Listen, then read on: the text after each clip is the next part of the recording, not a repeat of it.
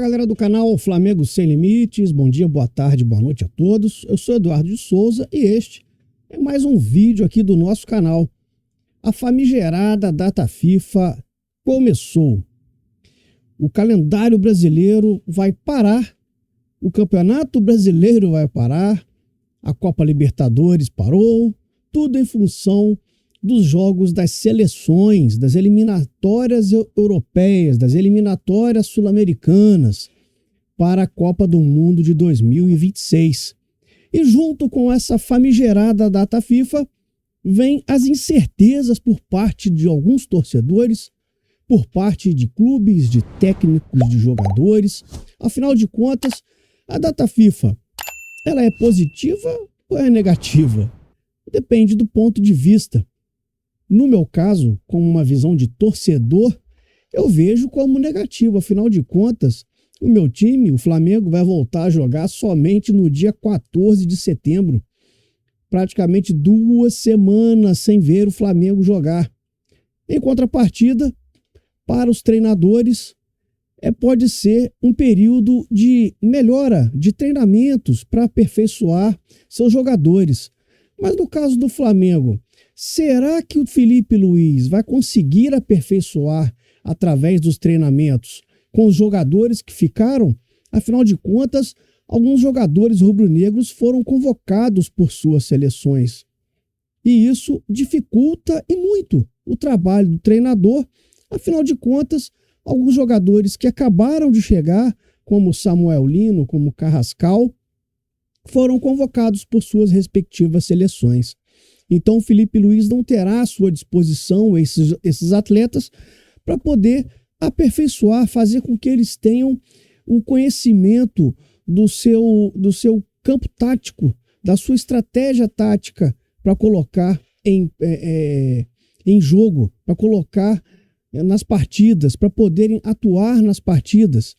Então a gente vai falar um pouquinho sobre essa questão da data FIFA e como ela vai impactar diretamente no caso do Flamengo, porque após a data FIFA, aí começa um calendário insano, onde o Flamengo vai disputar partidas difíceis, partidas decisivas, partidas que podem definir o futuro rubro-negro dentro das suas competições, dentro das competições que lhe restaram, como a Copa Libertadores da América, onde o rubro-negro vai enfrentar o Estudiantes de La Plata, o time argentino, e também o Campeonato Brasileiro, onde o Flamengo lidera. Apesar do tropeço do último domingo contra o Grêmio no Maracanã, pelo placar de 1-1 no empate, que ficou um sabor amargo para a torcida rubro-negra, que tinha acabado de vir de um resultado super, hiper positivo diante do Vitória, um 8-0 acachapante. A torcida rubro-negra esperava, no mínimo, uma vitória, mesmo que fosse pelo placar mínimo. Mas o árbitro Zanovelli inventou um pênalti, um toque na mão do Ayrton Lucas, e o Grêmio, com o Thiago Volpi, marcou o gol de empate, dando números finais. Para a sorte do Flamengo, o Palmeiras empatou também o seu jogo no clássico contra o Corinthians, mas em contrapartida, o Cruzeiro venceu a sua partida diante do São Paulo. Mas mesmo assim, o Flamengo continua na liderança do Brasileirão. Então, após a data FIFA, o ritmo dos jogos será incessante. O Flamengo fará partidas duríssimas contra adversários dificílimos.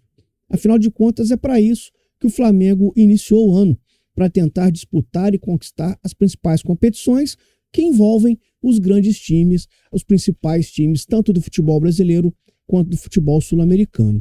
Primeiro vamos ver aqui quais são os jogadores que restaram para o técnico Felipe Luiz nessa data FIFA. Aqui eu separei por setor, né? O Alexandre eu deixei aqui porque o Alexandre, apesar de machucado, ele pode aproveitar esse período, essa pausa de 2 semanas, para se recuperar do problema que ele teve na panturrilha no jogo contra o Vitória. Então ele terá como laterais esquerdos Alexandre se recuperando, então na verdade ele terá Ayrton Lucas. Afinal de contas, o Matias Vinha foi convocado para a seleção uruguaia. Aqui na defesa, na zaga, Léo Pereira, Cleiton Danilo, Léo Ortiz à disposição, assim como o João Vitor. Ou seja, para sorte do Felipe, a defesa não teve ninguém convocado, né? O setor defensivo aqui, os zagueiros no caso.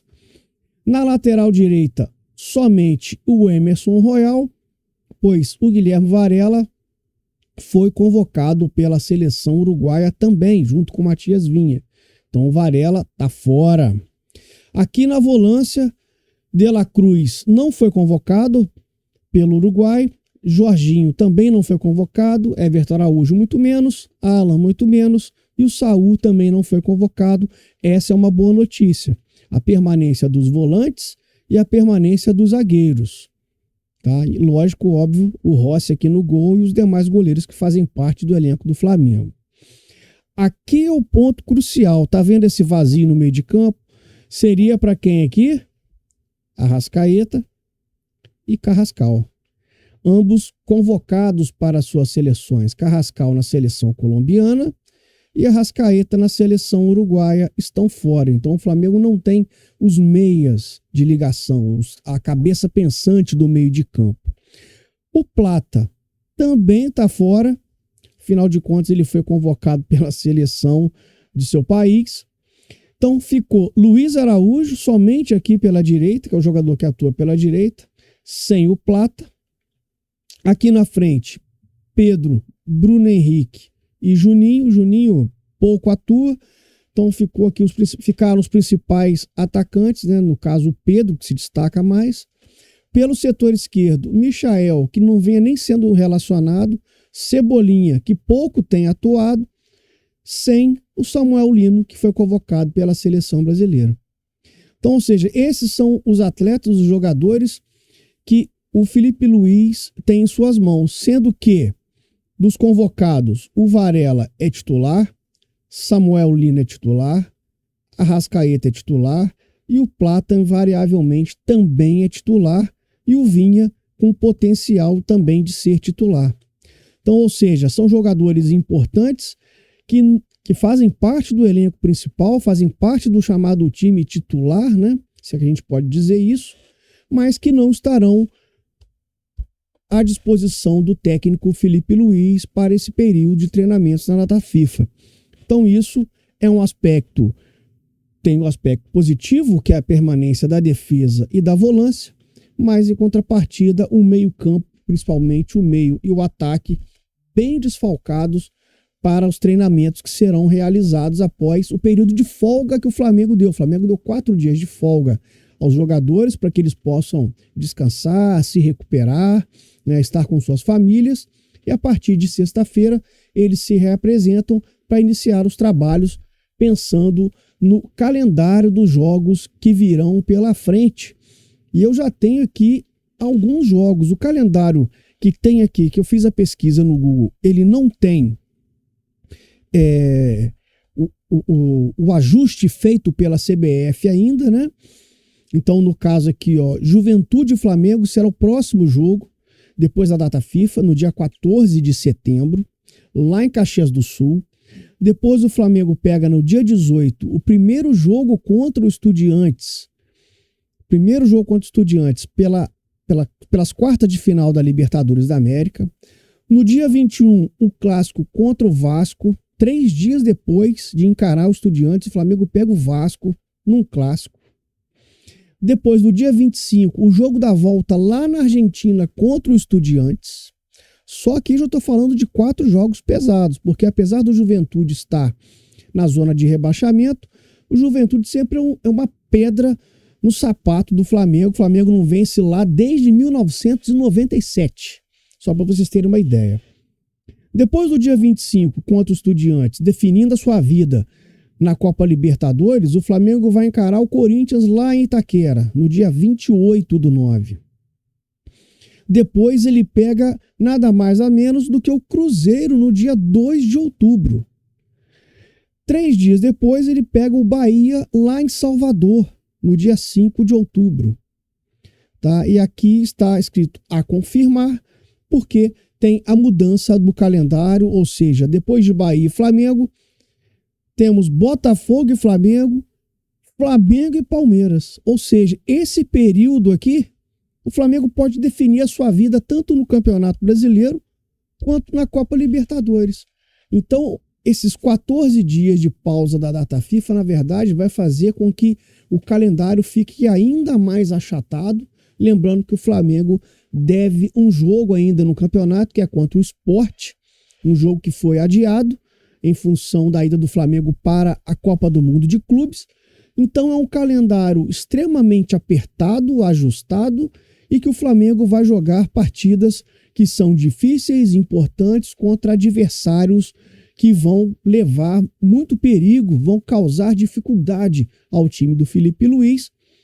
A notícia boa é que o Felipe vai poder recuperar, por exemplo, o Eric Pulgar, o Alexandre, preparar melhor o sistema defensivo, que são jogadores que ficaram à disposição do Felipe Luiz. Em contrapartida, a questão negativa é que o acúmulo de jogos vai fazer com que ele tenha que saber manejar melhor esse elenco, sem poder ficar repetindo muito o time considerado titular.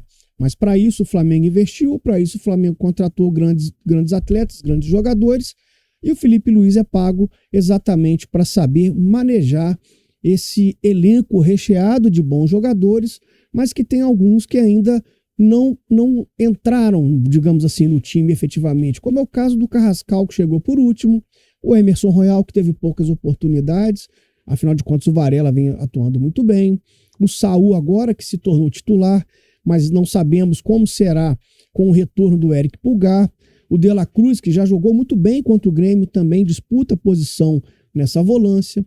Então são perguntas, são questionamentos que nós só vamos saber responder a partir do dia 14 de setembro, que é quando começa a carnificina dos jogos decisivos, um atrás do outro, como eu trouxe para vocês.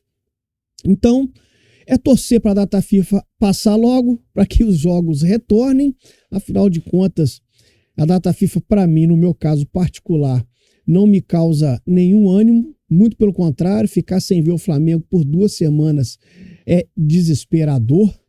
Mas temos que aguardar e torcer para que nenhum jogador volte lesionado dessa data FIFA. O principal é isso, né? Que nenhum jogador volte lesionado, para que fique à disposição do técnico Felipe Luiz. Já peço para você se inscrever no canal, acione o sininho para receber as notificações e deixe o like, que é muito importante, divulgue para que o canal possa crescer ainda mais. Um forte abraço a todos vocês, se cuidem e saudações rubro-negras.